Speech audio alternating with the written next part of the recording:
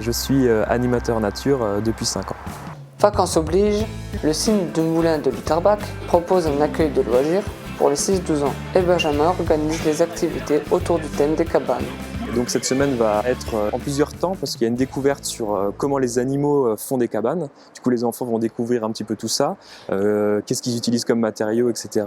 Est-ce qu'on peut utiliser la terre pour faire des cabanes? Oui. Comment? En les mouillant et en les faisant sécher.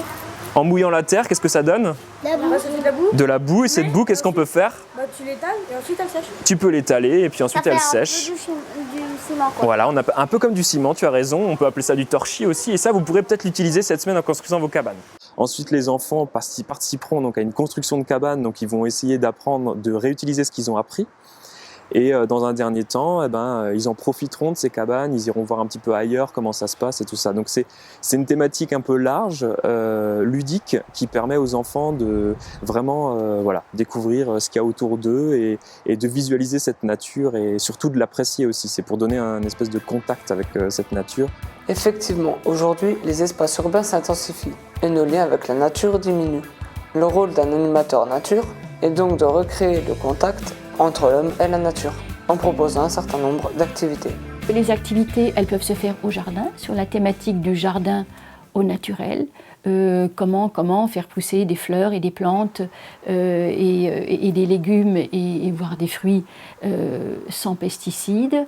On peut faire des activités autour des ruches puisque nous avons des abeilles, donc comprendre ce que c'est qu'une ruche, comment ça fonctionne, l'importance d'une abeille.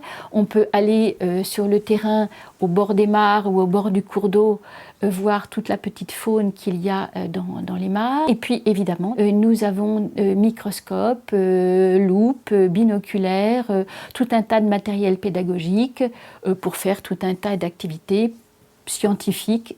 Tout plein d'activités qui poursuivent un but précis. Découvrir, aimer, on va dire en quelque sorte, et protéger.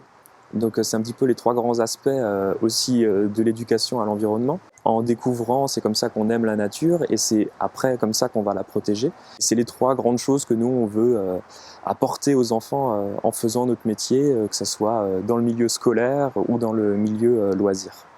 Quand on parle d'environnement, on ne parle pas que de nature. On en parle bien sûr, mais on parle aussi de transport, on parle de déchets, on parle d'énergie, on parle de paysage, on parle de qualité de l'eau, on parle de pollution. Voilà, on ne parle pas que des arbres et des animaux. On vit sur une planète petite qu'il faut se partager et nous sommes ici tous de passage sur Terre.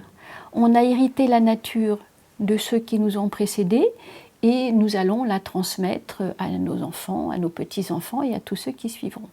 Et cette transmission ne s'improvise pas. Un animateur nature doit posséder certaines qualités. La patience, l'écoute de l'autre, puis c'est un métier de contact, donc il faut vraiment suivre le rythme de chacun parce qu'on va voir des enfants aussi bien de 3-4 ans que des grands, des lycéens, des primaires, des collégiens.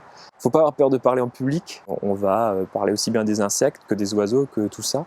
Et du coup, il faut savoir s'intéresser, apprendre continuellement pour essayer d'être au cœur des attentes, on va dire, des enfants. On ne peut pas toujours tout apprendre à l'école, donc il faut savoir aussi l'apprendre au fur et à mesure.